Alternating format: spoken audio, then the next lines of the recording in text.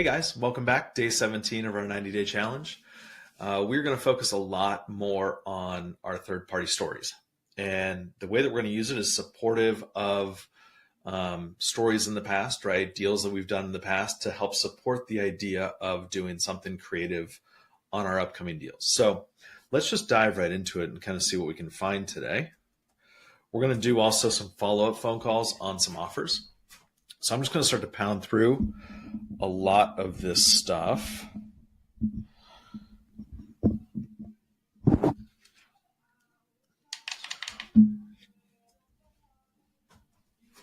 Okay.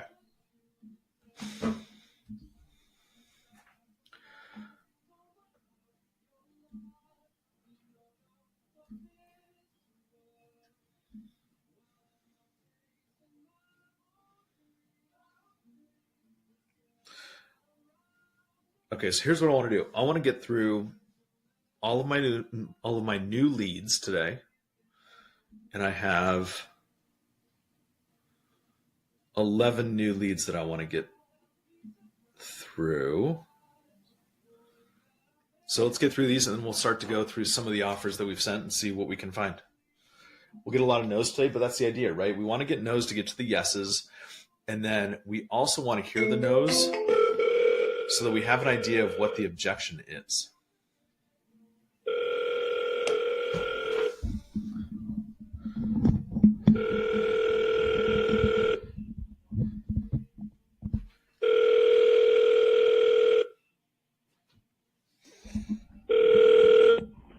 Hi, you've reached Mitch Ellis with Villa Home of Tennessee.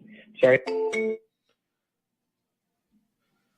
Okay, let's not forget to send text to anyone who does not pick up the phone.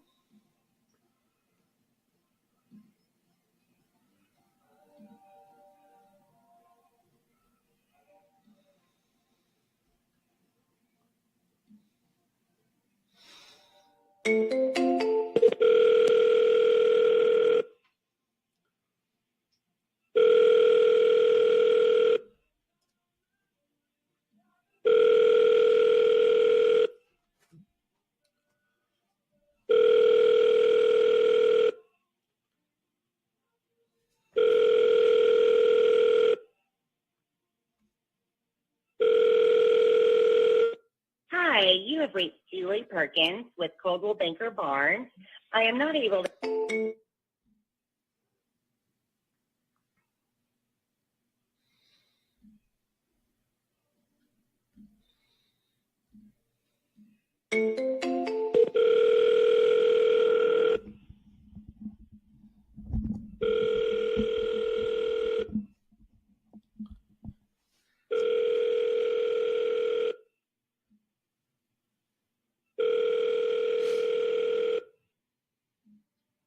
You've reached the voicemail of Martha. Man, it is a slow day so far today, huh?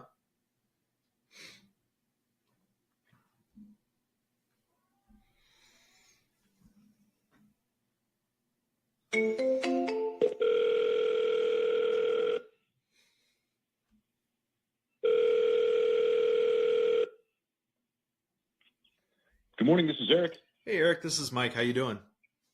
I'm good. How are you, Mike? Good, thanks. I am looking at a listing of yours on Pine Ridge Trace. I know that you just listed it. Yeah, I just put it on yesterday. Yeah. So I'm actually looking at this as a possible investment for myself. I'm a buyer. I'm not an agent. And so I wanted to just touch base with you and see if there's anything that I have to know about maybe the area, the community that might restrict any sort of rental opportunity in this neighborhood. There's nothing that restricts long-term rental, but there's no short-term rentals anywhere in that part of all of Destin. It's all short-term rental restricted, if that's what you're looking for like a vacation rental or Airbnb kind of thing. Well, I look for anything, quite frankly, but generally it's harder to do short-term or mid-term rentals in some areas, and so we'll just defer to long-term rental. But I always want to ask.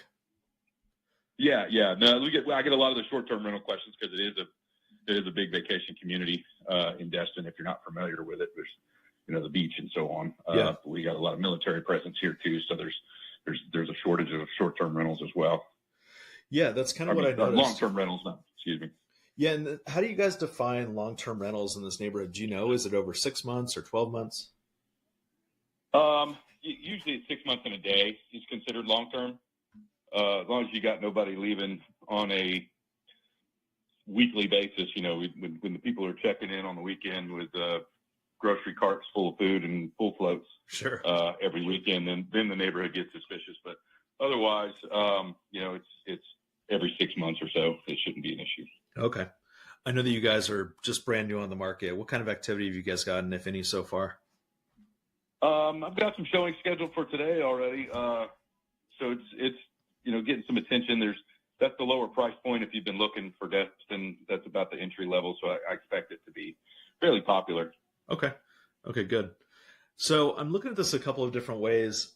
The first way that I'm Sure. looking at this is a cash type of deal for me. But, I know that since you guys are brand new on the market, there's no reason for me to come in, even a little bit lower than the asking price. I can imagine you guys want to see where the market kind of takes this one, right? Yeah, I mean, the sellers, of course, wanting to get as much as they can. They haven't been there for too terribly long. So then, he's trying to recuperate what he can, or at least not have to bring money to the table when they close. So, but yeah, he'd like to see the market, but at the same time, they are moving and anxious to put it under contract. Okay. Okay, cool.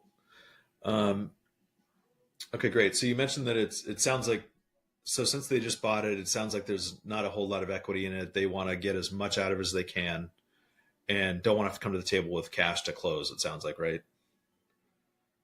Yeah, pretty much. They've been there for right at 2 years, so you got a little bit of equity in there. Okay. Okay, got it.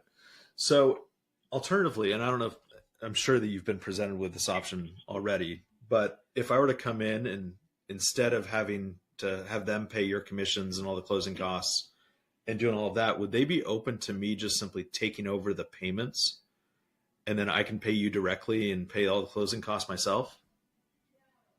I mean, potentially. Is that you kind of looking like a subject to kind of deal, or what are you thinking? Yeah, we do a lot of those. We buy lots of rentals, and if we can buy something with financing already in place, it just benefits us and also the seller sometimes, depending on their timeline to move and all of those sorts of things.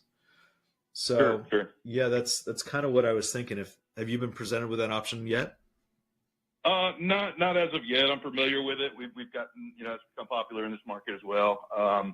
We've kind of explored that because he did have a VA loan, so it's a good rate, but he does not want to tie up his VA entitlement, having somebody else take over the mortgage, because he would like to purchase another property using that VA entitlement. So that would be the only caveat to that. If somebody does take over the mortgage, it would need to be VA as well. Got it. Yeah, we run into that a lot. So I'm not a veteran. I can't technically remove their entitlement, even if I assume Correct. it. Okay. But do you know what? I'm just kind of curious, and feel free to tell me. Stop asking stupid questions. But Not at all. where do you know where they're moving to, and what price point they're looking to purchase? That I do not know. They're going up north. I don't believe they're going to purchase immediately, but he's just relocating back to where they were from, I think. Gotcha. Okay, cool. Yeah, as I mentioned, we run into the VA situation a lot. Obviously, VAs are great for a lot of reasons. And then, of course, if someone doesn't own a VA loan for a long time, there's not a whole lot of equity, typically after a year or two or even 3 sometimes. So if you guys do decide to ever consider something like this, I'm here. I'm very interested. And I can show you guys how the seller could purchase their home next with their VA entitlement. So it's not off the table by any means, but I also don't want to push it if you guys are just brand new on the market anyway. Gotcha. Yeah. I mean, I'd say within a couple of weeks we should know for sure. Probably first week what kind of reaction is, especially this time of year. Exactly. I hear you. Well, let me do this. I'll stay in touch with you on this one, Eric, and maybe in a week or so I'll give you a call back just to kind of see what the activity is. If it makes sense for me to submit an offer, like a sub 2 type of offer, at that point I will, and then we'll just have a discussion about it. Okay, that sounds great. Thank you, Eric. Appreciate your time. Yeah, appreciate you reaching out. Thanks for the interest. Have a good week. You too. Bye bye. Write some notes before I forget.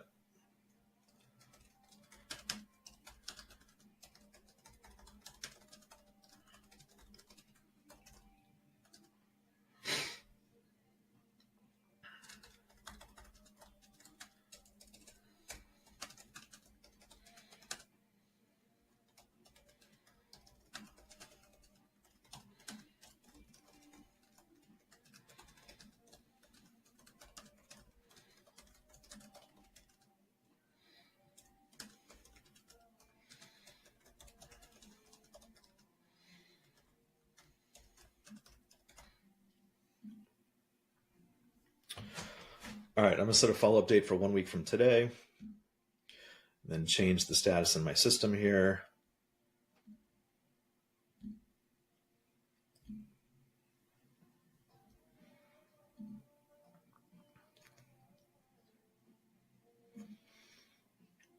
Okay, so let's talk about that one a little bit. The seller is a veteran. They have some of their entitlement in this property right here, right? They purchased the property with their VA entitlement. They're moving up north. They probably want to use their VA entitlement for purchasing a property in the future at some point. We don't know when that is, and it sounds like the sellers are looking to probably rent for 6 months, a year, 2 years, whatever. We can figure that out later. But the objection that we'll call it a concern. The concern with this agent is completely valid, right? They have a VA loan. They don't want to tie up their entitlement. And if we can show them how they can purchase their next home using their VA entitlement, they would at least be more receptive potentially to that idea.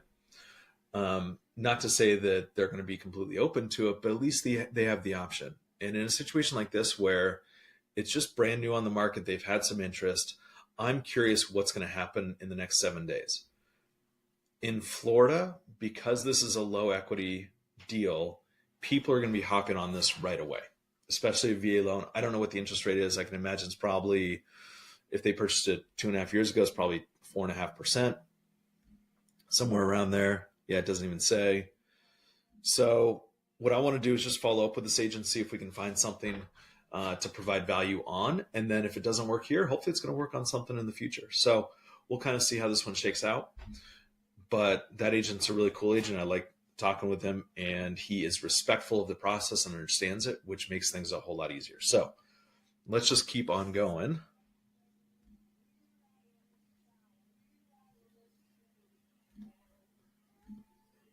Am I dialing? No.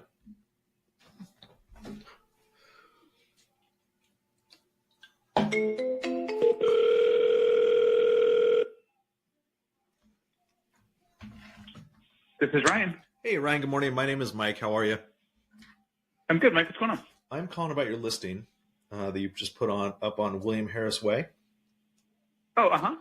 And I'm looking at this as a possible investment for myself. I'm looking to buy another rental in that area. Okay. And so I just want to touch base with you really quickly before I take a deeper dive look at it. Sure. Is there anything that, I know it looks relatively brand new. How old is this? I can't find the year built. 2004, I believe. I'd have to double check, but it's right around there. Okay, and it's a townhome, right? It is. Interior townhome, 3 levels. The basement was rented to a military person for, did he pay $2,000 a month? Right around there. It does have a full bath down there. It is not an actual legal 4th bedroom, but, people, it's got a closet, just not an exit per se, as far as like an egress. And then the 2 top levels. Master bathroom is remodeled. Kitchen is still original and everything like that, but it's in great shape. There's nothing wrong with that place. It'll be pretty cut and dry. 475 is a good list. Depending on market, I could see, normal buyer situation pushing around 5-ish.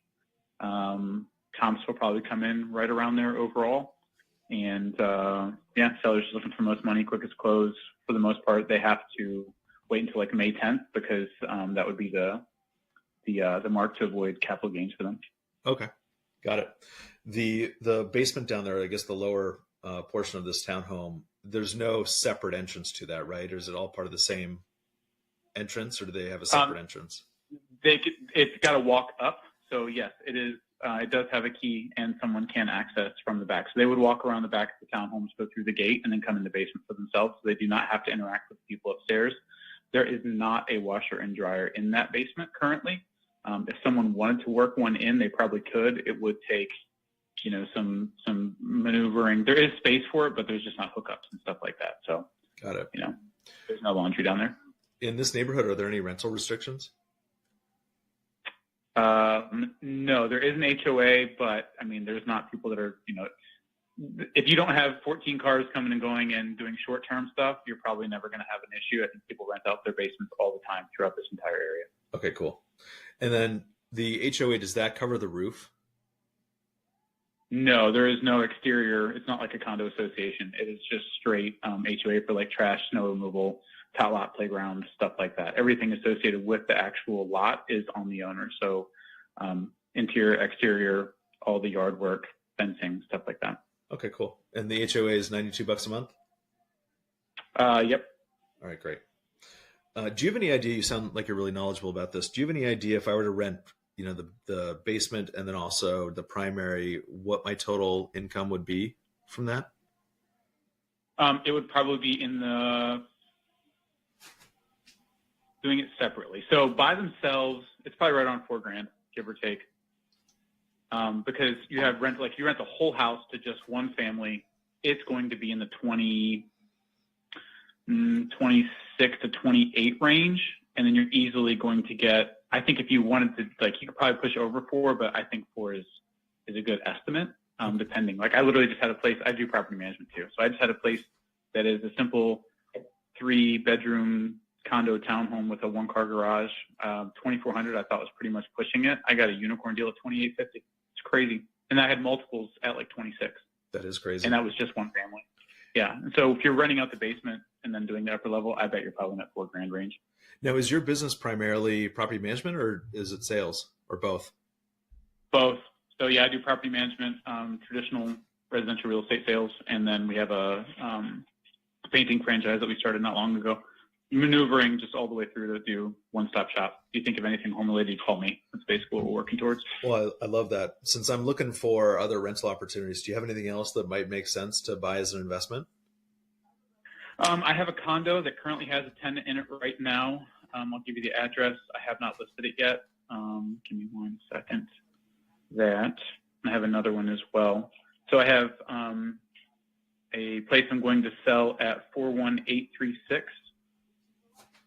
Proverbial, Proverbial Terrace in Aldi, 20105. Okay. Haven't necessarily gotten to the how much I'm going to list it for yet. Hang on, champ. Give me a second. And the tenant is currently in there, and he's paying. Let me double check, but it's in the 2,800 range. I'll double check on that one. And then the other one is, which is already getting, I just scheduled pictures for it today. 1434 Northgate Square, Unit 2A. It's a 1-bedroom, 1-bath. He's currently paying $1,600. It's just him by himself. He'd prefer to stay. We are going to list at $275. Okay. And that is going to go live on the 11th, but work out something prior to. Be happy to just not even deal with it because he doesn't want to deal with open houses. His showing restrictions are limited. Not going to be highly advantageous for my agents to really get a ton of unrepresented people coming through. So if you want to work out something off market, I can do that. Is that one in good shape? Or is yeah. Okay. Totally. Yep. Yeah. You can see little pictures on it too. Yeah. 1434 Northgate, Unit 2A. You should be able to find it online. If not, I can send you over some pictures when I have a chance. But yeah, it's in great shape. Okay, cool. Yeah. He bought it a couple of years ago. He's just cashing out to roll into another property that he's bought just to pay down the mortgage he has. Awesome. Awesome. Okay, cool. Yeah. I'm going to take a deeper look at this one then, Ryan, and also the other two that you mentioned to me. And I'll be in touch very shortly. Yeah, sounds good. Are you like an individual investor? What's your situation? Yep, just me. I'm just looking to buy some investment properties around that area. That's typically what I do. I'll buy either cash or if I can buy with financing in place, I can do that as well. Just really flexible with the types of ways that I purchase. Okay. And I mean, I'm sure as an investor, you're looking for any opportunity to get things that are below market, but are you in a situation where like you're looking at the long-term ROI on things and paying market value is okay? Or is it always like, hey, I need some type of discount? No, I think that I'm pretty realistic with my pricing. If I'm being completely honest, generally I like to touch base with the agent right when properties come on the market just to build a relationship at the very least. But, right. Normally it doesn't make sense for me to come in, at 90, 95% of the asking price cash right away. but that's generally where, just to feel like I'm getting a little bit of a discount on it, that's probably where I'll offer on a cash basis. Okay. But, yeah, that's fair. It's always worth asking the question too. You never know. People are like, yeah, you know what? I'd rather be done with it. I'll take a little bit lower. I'll take right at market versus seeing how many offers I get. It just depends on the seller, Yep. Yeah, exactly. But I'm not the type of investor that's offering, 60 cents on the dollar, to answer your question. Yeah. Welcome to Northern Virginia. Don't even try. Yep. No, I hear you. I hear you. Well, I'm from Austin, so yeah, if it was 60 cents on the dollar, I'd be buying it too. That's where we're at. Like we buy places too. I do a lot of out of state stuff just for that reason only, because I'm currently not looking at like 20 and 30 year holds. So what are you buying right now? I will. It depends. I'll look at places in Indiana. I bought a few places in New York, and then I've done some subject to stuff on people that are like in a situation where they're not going to go buy anything else. They just have to move. And I'm like, well, I'll pay your mortgage and I'll give you some cash to go ahead and go. And if you let me just hold and, I'll pay your mortgage every month for the next 5 years. So well, we sell probably about 5 to 6 wholesale sub 2 deals on a monthly basis. If you're ever interested, I'd love to run it by you.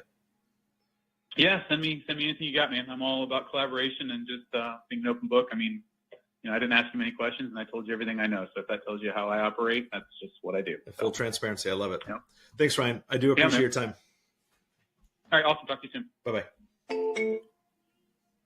Okay, so the reason that I didn't pitch this one hard on creative, by the way, you're probably wondering, is there's a really big equity spread here.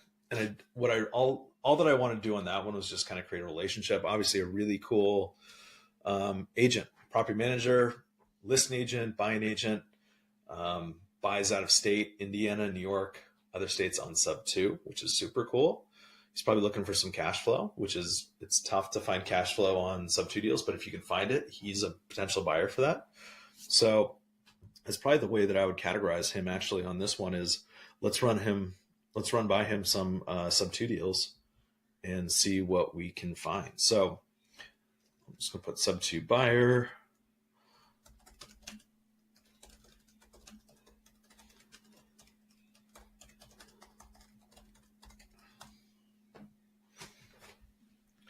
So what I'm going to do is, for me, I'm going to follow up with him in about 2 weeks and just see kind of where the market's gone for him, what it's dictated for him. I'm not going to send him over a creative offer yet.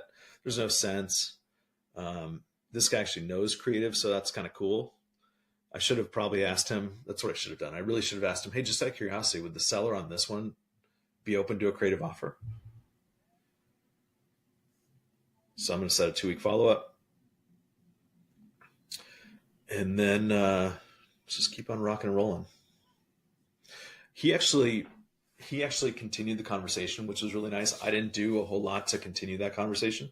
In fact, I was trying to get off the phone so I can get to the next call.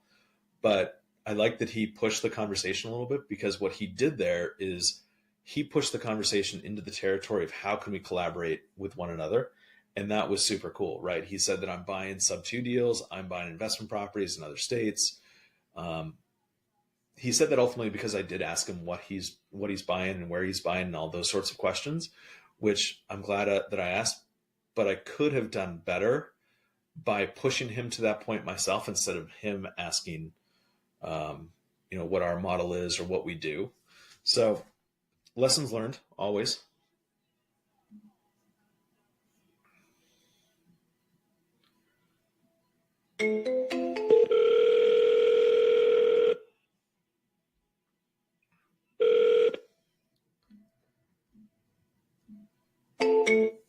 Huh.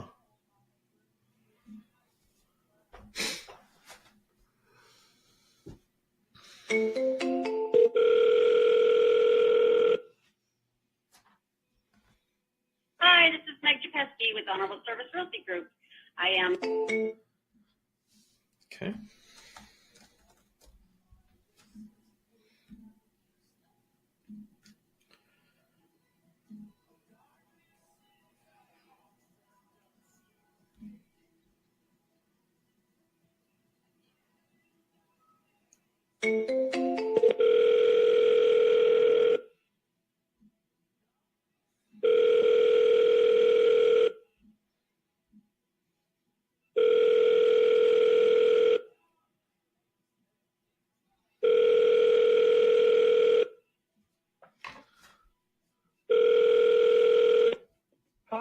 Tyler Schneider with eXp Realty. Sorry I missed your call.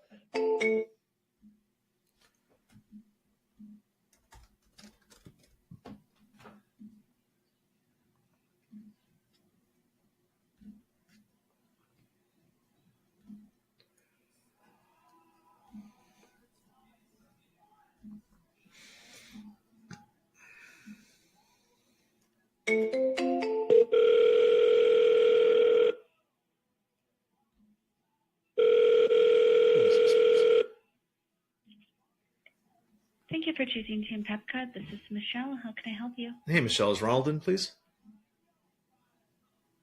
May I ask who's calling? Mike Jackson. And the reason for your phone call, please. Calling about a listing of his. What's the listing address? Which listing? 4681 55th Avenue. Okay. You're an agent? No, I'm a buyer. Oh, you're a buyer. Okay. Sure. Give me a moment, please.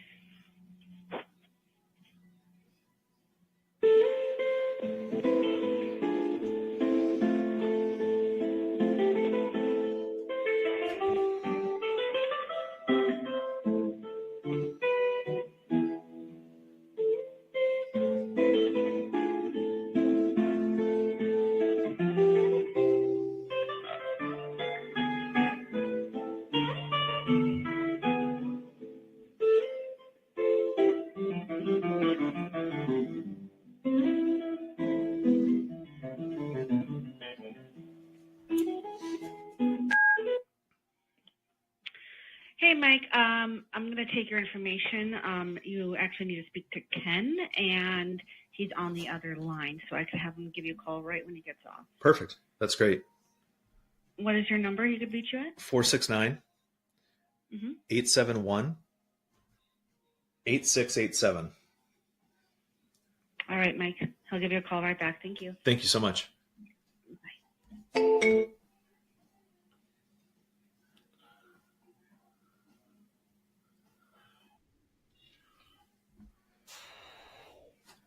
Hi, this is Mike. Hi, Mike. This is Meg. Hey, Meg. How's it going? Good. Good. I was calling you about your listing that you have. I think you just listed it. On Jonathan Court, you said? It's on coming soon. Yeah. Yeah. When's that coming? Thursday. Okay, cool. Are you guys accepting any offers before it goes live? I mean, I would present, but I think we're going to, I can tell you that the client is most interested in getting multiple offers to choose from. So I think we're going to probably stay our course for getting through the weekend, the open houses and all that. Okay, perfect. Awesome. I'm looking at this as a possible investment. Is there any opportunity for me to rent this? Are there any restrictions, I guess is a better question to ask? No restrictions. Okay, so I can do short term also? No, I'm sorry. There are restrictions. So I don't know. Montclair does not have anything in its bylaws that says anything about short term. However, I can't promise you what Nob Hill, the sub-association, has in theirs. If you want to send an email to client care, actually probably a better one would be transactions at yourhsrgroup.com. Then you can ask that team to send you the Nob Hill guidance. I'm pretty sure we should already have in our possession their HOA docs from the sub-association. So you can say you talked to Meg and she said that I could take a look at that. I know we just had this come up on our townhome on Beachwater. That was in Water's Edge sub-association. Water's Edge didn't have anything. So I honestly think these all have been written before short-term became a thing. Mm-hmm. And so they haven't addressed it in any of their bylaws, but I'm not going to make any, claims one way or the other on the sub-association. Sure. Okay. That's cool. Are you guys going to have an open house this weekend? Yes. We'll have at least Saturday. We nail those down Tuesday morning at our 10 o'clock meeting. So you see them published probably around 11 or 12. But I would guess that we're probably going to have one Saturday and Sunday. Okay, great. Awesome. All right, Meg, I'm going to take a look at this. I'll email that email you gave me, and then I'll probably touch base with you later in the week and hopefully see you at the open house. All right. Sounds good. Thank you, Meg. Bye-bye. All right.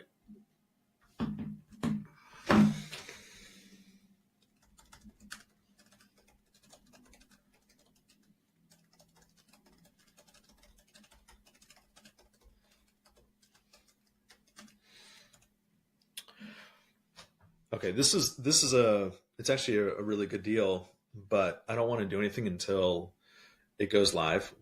You know, if I'm pitching creative right now and it hasn't even gone live, I don't see a whole lot of benefit there. I can imagine that the seller's going to want to see what the market dictates.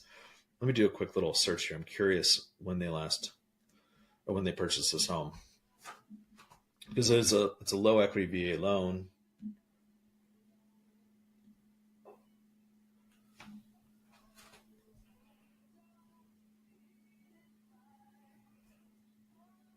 Yeah, 2 years ago, a year and a half. So there's no equity here, which is fine. So I'm just going to follow up. Hey, Lauren, did you see my text? No, I'll look right now. Okay, cool. Please, that'd be great. Thank you. Okay, cool. Awesome. Let's keep on going here. Let's see. I just called that one. Okay, cool.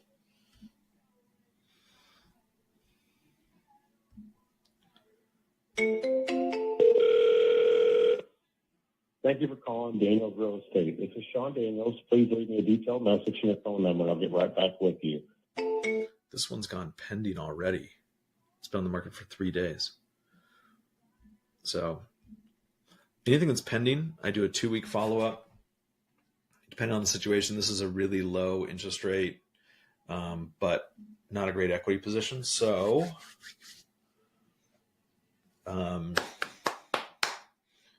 pending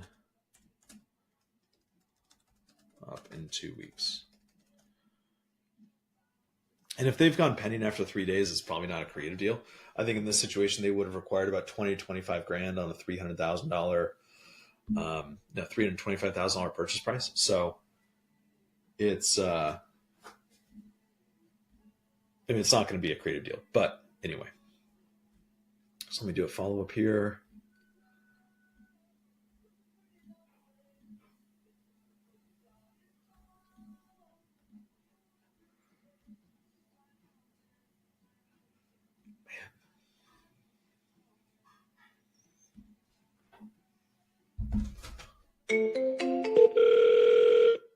You have reached Janae Buchan, a realtor and the owner of Double Scoop Ice Cream. Unfortunately, I can't get to the phone right now, but please leave a message or text me, and I will respond as soon as possible. Thank you and have a great day. It's what you deserve. Hey, Janae, this is Mike. I was calling you about your listing on Prodigy Lane. When you get a chance, give me a call back, 469-871-8687. Thanks.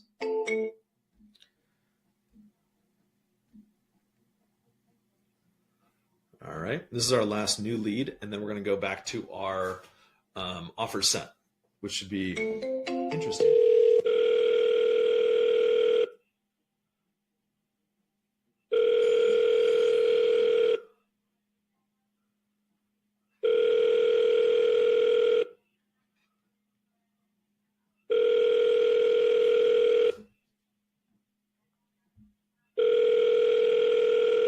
Forwarded to voicemail. The person you're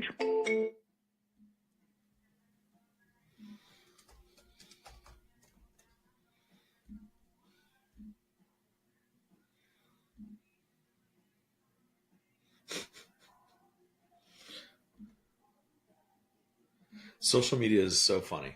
I posted something this morning, and it was not related to my business in any way. And what I do is I post some things about business and some things that are personal, and I work my tail off on the things that I post about business. And then, of course, I post something about my dog or something that I saw on TV on a basketball game last night, which I thought was really funny. And those sorts of things get so much more activity on my social media than me working my butt off making phone calls like this, or me editing calls or clips that I'm doing here, it drives me freaking crazy if I'm being completely honest. But at least people are seeing it and they like it. So it's it's an interesting phenomenon. Just yeah. All right, cool. So we got lots of offers to call on here that we've sent out. So let's see what is going on.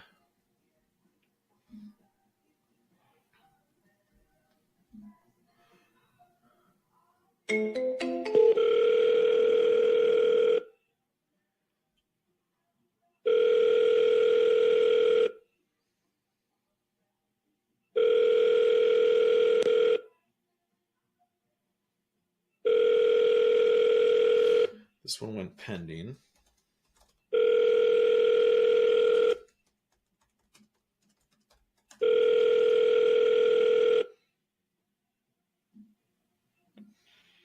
Hi, you've reached Christine Allison.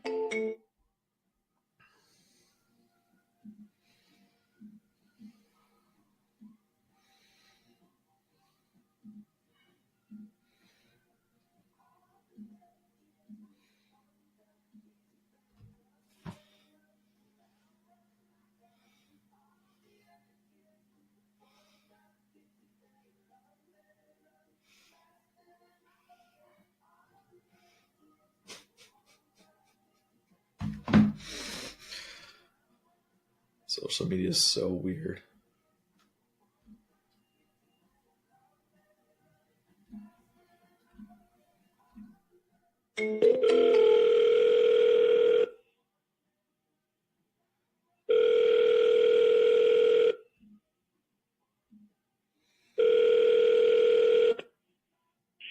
Hello, this is Kimberly. Hey, Kimberly, it's Mike Jackson. How you doing?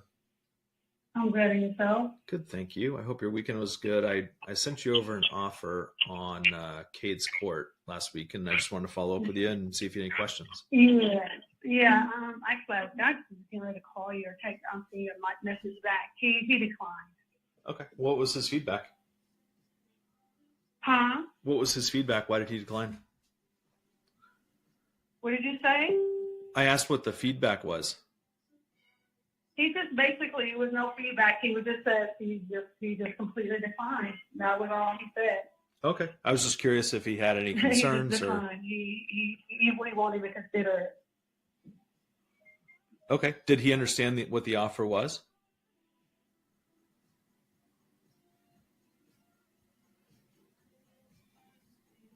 Kimberly, did I lose you? No, I'm still here. Okay. Did he understand what the offer was? Yeah, he does understand it. I send it over to him, and then I talk to him about it. And he's just. Okay. Here's the thing: he doesn't have to sell, so he's not interested. Got it. Why is he selling? He's selling because he wants to see. He can sell, but I'm not giving that much information out. But yeah, he doesn't. He doesn't have to sell if he don't want to. So he's just trying to get a good offer. Right. Yeah, I hear you. Okay, cool. Well, why don't I do this? I'll just kind of keep an eye on it. Consider our offer as obviously a distant backup offer for him. It sounds like he understands what I was offering. And that's really why I was calling, just to make sure I could answer any questions for you guys. Yeah. He's not into trying to kind of hold or anything like that. He just wants to, if he sells it, he wants to totally be hands free. So, okay. But yeah. Yeah, just circle back. Yeah, of course. Happy to. I will do that. I'll follow up with you maybe about a month or so. All right. Thank you. Thank you, Kimberly. Bye-bye.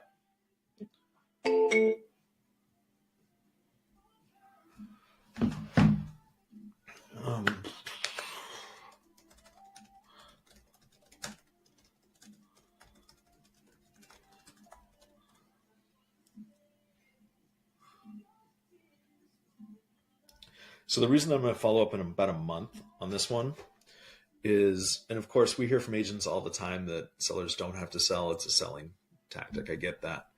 But what I want to do on this one is if in 30 days the property hasn't sold and they want to lower the price, then my offer is going to look more and more attractive.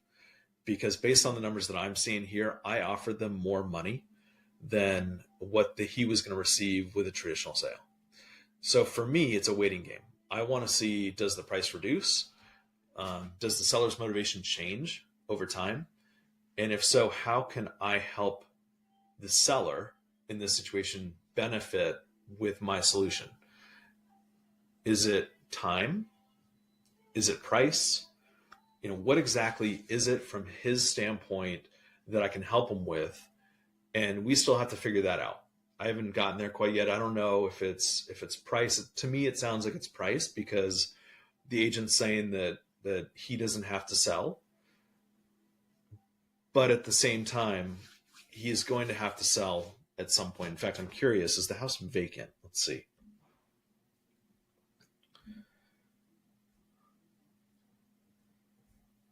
The house is not vacant. So we don't have that motivation there, which is fine. But anyway, I've set a follow-up due date here, and then let's change the status here.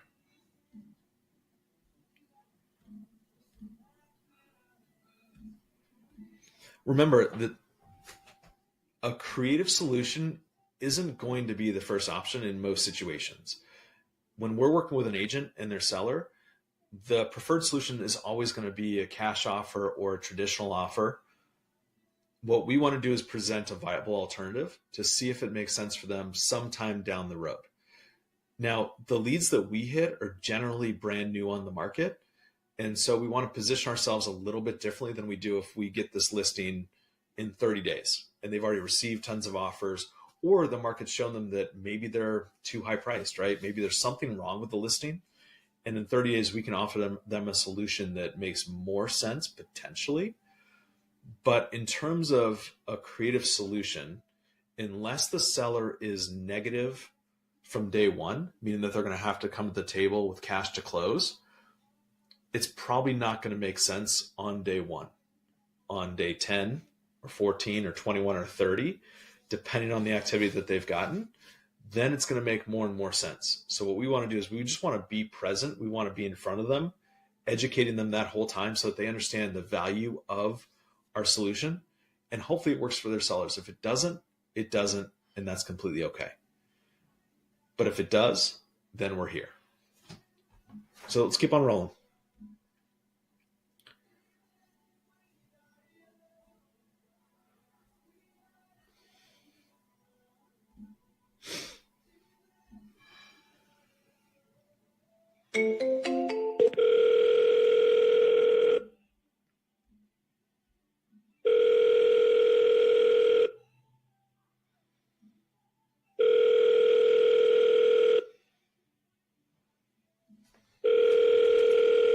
Your call has been forwarded to voicemail. The person you're trying to reach is...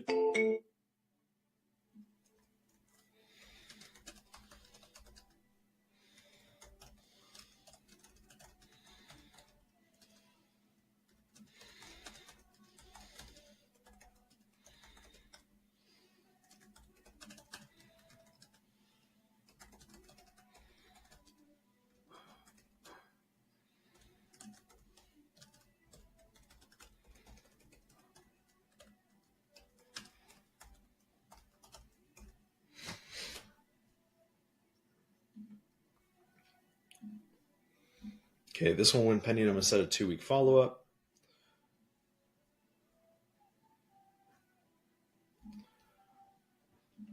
Hey, babe. Look at this. It's the dumbest thing ever. Which is the one that's I'm recording, by the way, right now. It's this one. And it drives me freaking crazy. Look at this. Yeah, I get it. Look at all those views in like the matter, and then look at stuff that I really worked hard for. Well, it's potent data right there. 293 likes. I don't write anything.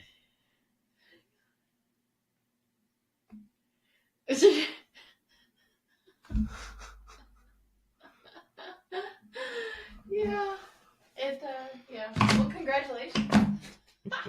Thanks. Thank I'll you. see ya. All right, babe.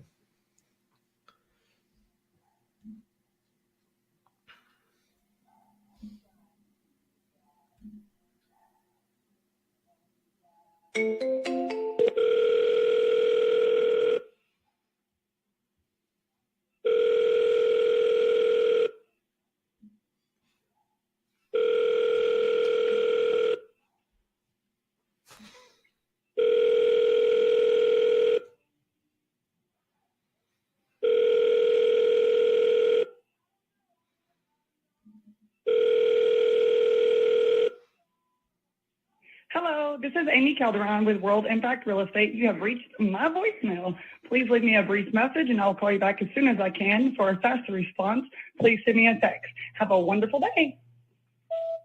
Hey, Amy, this is Mike. We just sent you over an offer on your list on Hilton Drive. I know that when we spoke last week, you were in the hospital for the birth of your grandchild. Congratulations, by the way. When you get a chance, give me a call back, 469-871-8687. Thanks.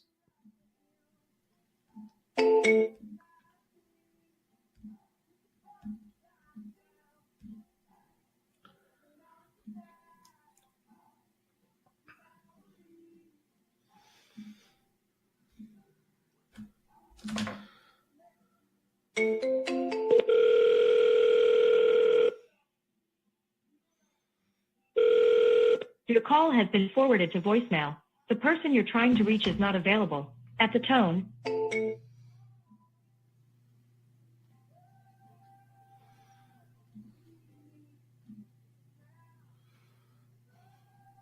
Oops, I don't want to call this one. I want to call this one.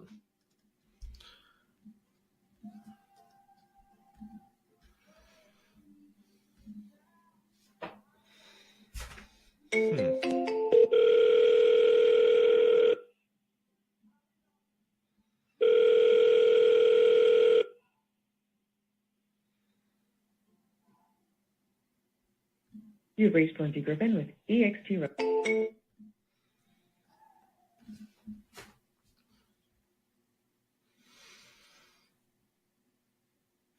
Okay, so this one went pending. I got an email over the weekend. 2-week follow-up.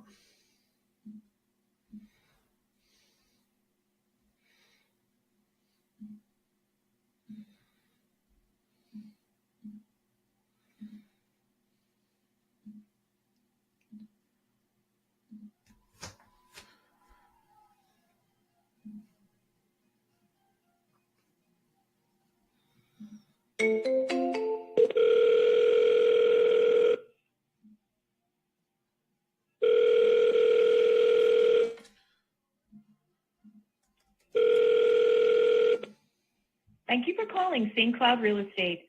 I'm sorry, I'm not. This one went pending also, without a response from the agent on our offer. So this is actually a really good lesson.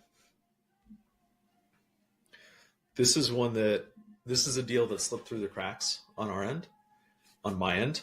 And if we're not able to follow up on the offers that we send, regardless of a response or not, we're probably not going to move our offer along, or at least our interest in the property along with that specific agent. So don't let things slip through the cracks. If you send over an offer, send over a text message, call them that day, call them the next day, keep calling them until they touch base with you to answer any questions that they have, or at least get a firm yes or no if there's any interest from the seller on your offer. This is a situation where I personally dropped the ball, and as a result, they went pending with somebody else. This is a negative equity situation. And I could offer them, this is a negative equity situation, and I could offer them a solution. And because I didn't follow up with them, I wasn't able to throw my hat in the ring. So make sure you guys follow up on every single offer that you send with a text message, a call, an email, a voicemail, whatever it is, but hound that agent until you get a response back on your offer.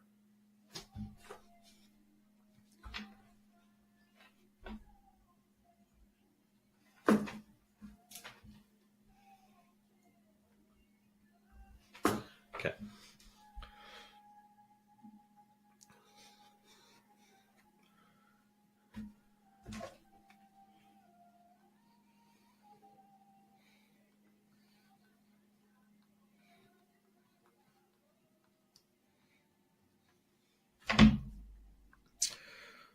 All right.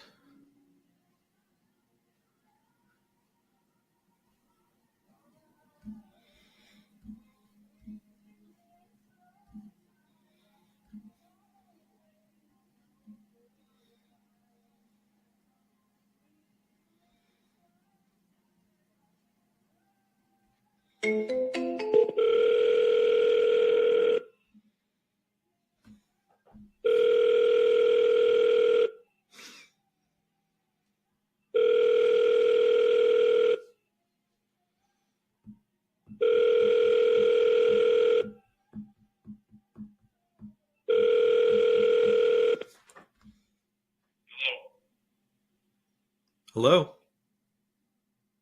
Yes, can I help you? Hey, Scott, this is Mike Jackson. How you doing?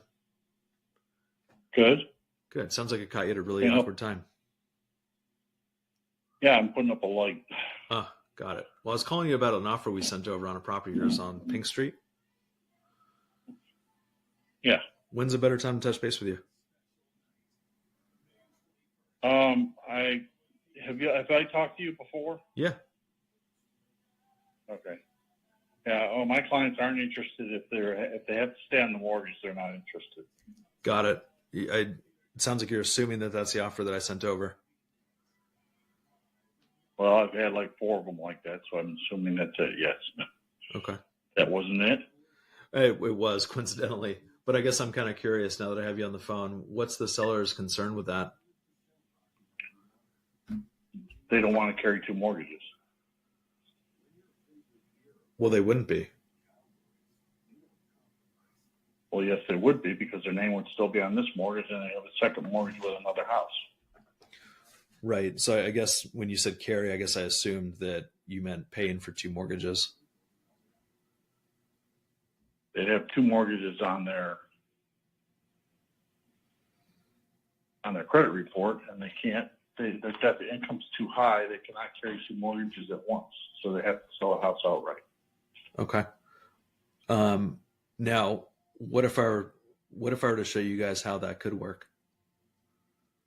You'd have to talk to the lender about that. You're talking to the wrong person. If you can get it to work with the lender and the lender will approve it that way, then I would present it them. Okay. But my lender's already told me that they wouldn't do that. So I talked to the lender right after I talked to the first person that called me about this, and they told me that they can't do that. So okay. If you want to talk to them, you want to talk to, I can give you their number, and you can talk to them and see what you can do. Sure. Yeah, that's fine. I'm happy to talk with their lender. I'm also happy to put the seller in touch with our lender who has no problem doing these sorts of transactions. So whatever works for your seller, I'm happy to follow through with. What was the offer that you sent over? Let's see here. And I've had full price offers like this. People have offered me, 100% of the value. Yeah. Yeah, my offer is probably around the same. Yeah, it's right around the same. Yeah. What was your offer? Well, it's whatever the mortgage balance is plus $5,000 cash to seller, plus paying for your commissions and all the closing costs.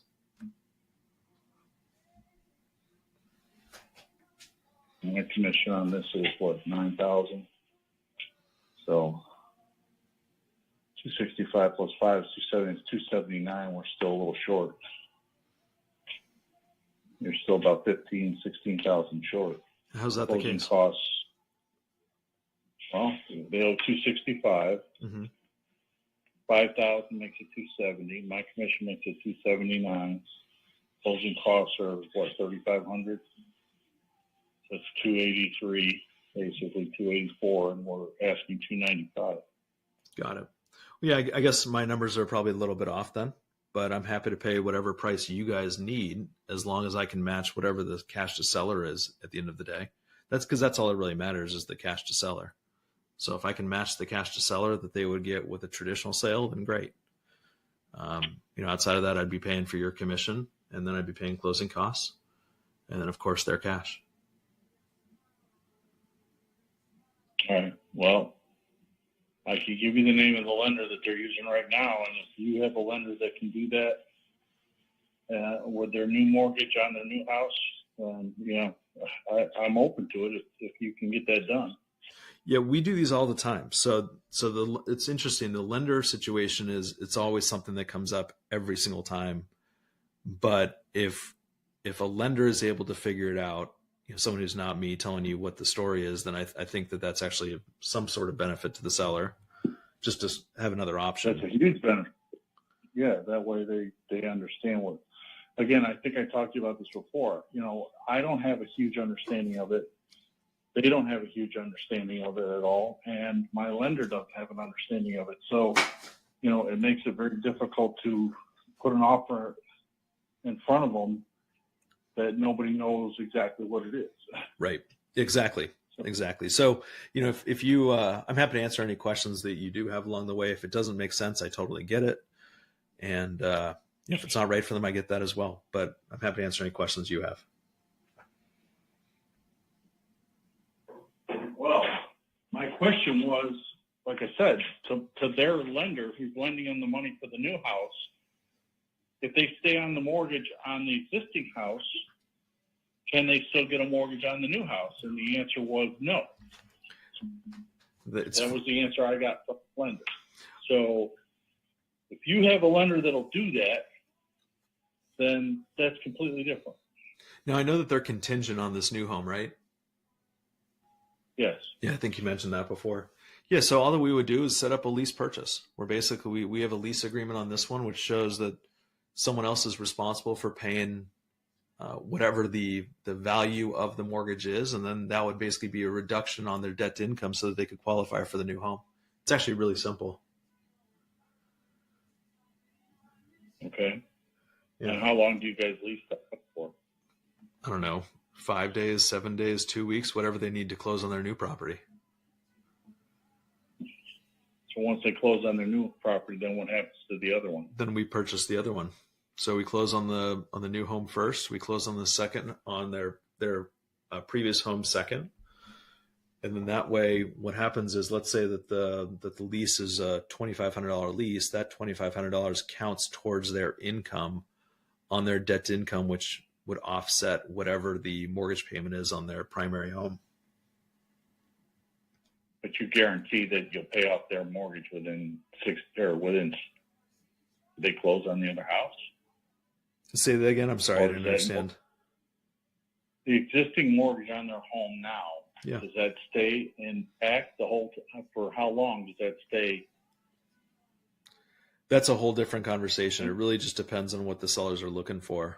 If we can find a middle ground, or at least figure out what works for them, then we can at least have that conversation. Generally, we keep them intact until they're paid off, but we're flexible. But okay. That's kind of what I wanted. But how long is the lease term for? The lease term is typically a month-to-month lease, and then we just simply terminate the lease once the properties have closed.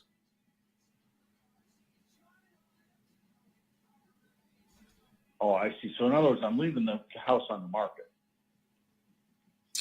What would happen is we would take the house off the market because we would have a lease on that property. We would pay the lease. We would actually pay a security deposit and also pay first month's rent, which would apply towards the purchase price and the cash to seller. So once that lease is in place, the sellers can then purchase their new home. And because they do have that lease in place, that again counts towards their income and reduces their debt to income ratio. It should cancel out whatever the mortgage payment is. And then once that new home is closed on, because we're now the owners, then we would close on the primary home. And since we're owners of that property, we'd simply terminate that lease.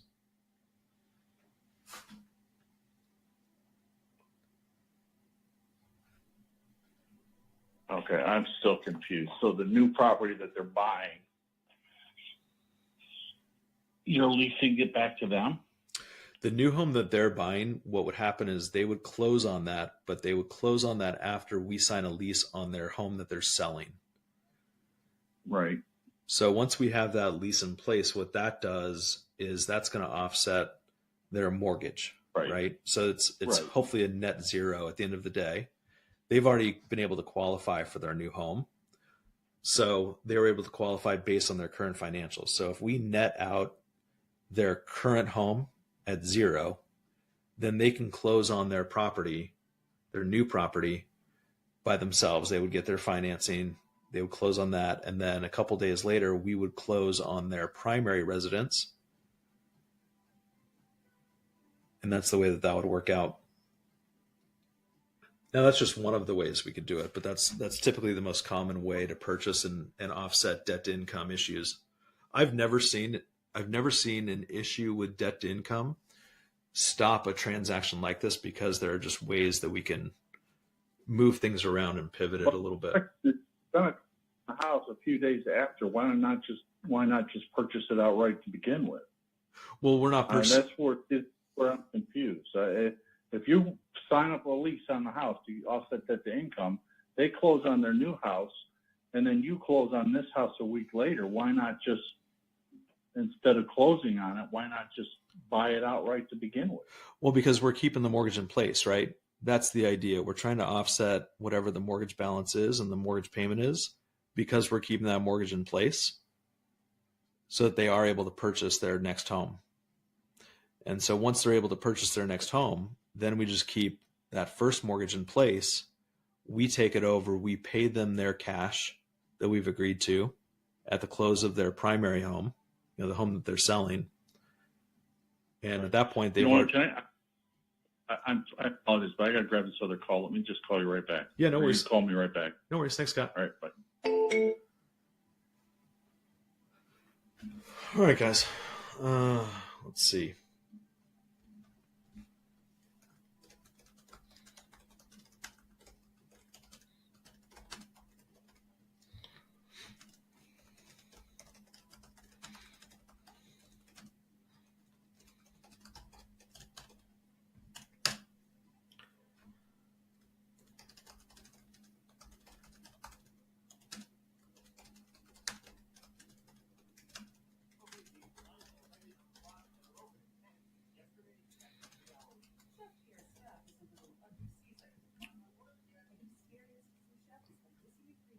Okay. All right. So let me explain to you guys what's going on here. I